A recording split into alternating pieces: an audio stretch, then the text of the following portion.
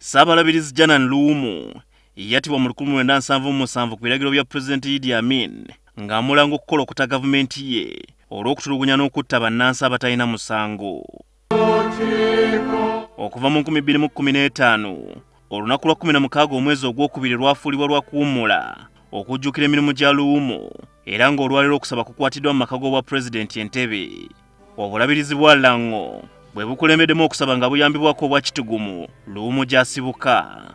Omulabirizi wa Lango Professor Alfred Olwa asinzidde mu kusaba n'asaba bannabyabufuzi n'abantu abalala mu mbeera zaabwe eza bulijjo okulabira ku Ssaabalabirizi Luwumu okusonyiwa n'okwenenya ebibi. There are many politicians who are bruised and some who are deeply wounded.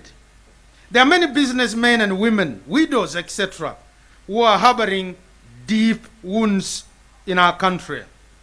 But that is not the total picture. There are also people who have met Jesus Christ and can be able to forgive and are living happily and hard working. In all this kind of situation and more, Janani pointed Ugandans to Jesus, the Good Shepherd. Mu kusaba kuno Pulezidenti Museveni mwasinzidde n'ategeeza ng'ebikolwa eby'abakulembeze oba abantu ssekinnoomu okutta oba okutisatisa bwebawukana mu ndowooza bwe biri eby'obutiitizi era ebiraga obunafu. So why do you fear? Why do you kill anybody? Why? That means the killer doesn't have enough confidence that he will win the argument. So therefore the shortcut is to silence this person. Don't speak again. So if you are confident about your position, there is no reason why you should kill people in order to silence them, or why you should intimidate them.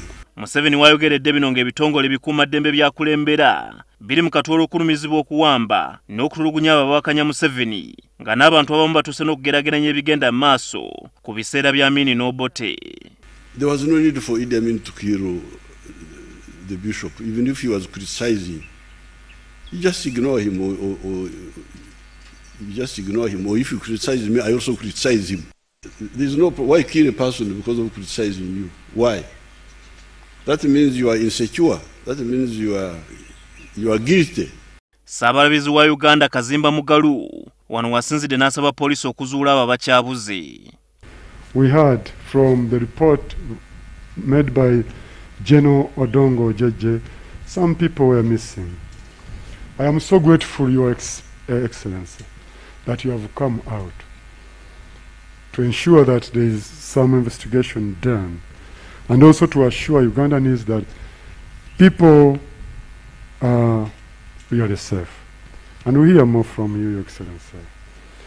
And I want to call upon the police to help find those who are still missing. Kyokka Museveni bannaddiini abalabudde ku kubeera n'ekyekubiira naddala nga bakolokota gavumenti yokka olwo abagisekeeterera ne bababuusa amaaso. They are always attacking the government. Yes, the government may make mistakes. But how about the ones who are fighting the government? If they also make mistakes, why don't you talk about them? Obulabirizi bw'ekitigumu busabye Museveni okubukwatizako mu kukulaakulanya ekifo ky'emucuni ekitigumu Luwumu gye yaziikibwa kituuke ku mutindo ogwetaagisa naye kye yeeyamye okukola. Ziwa NTV Akawungeezi.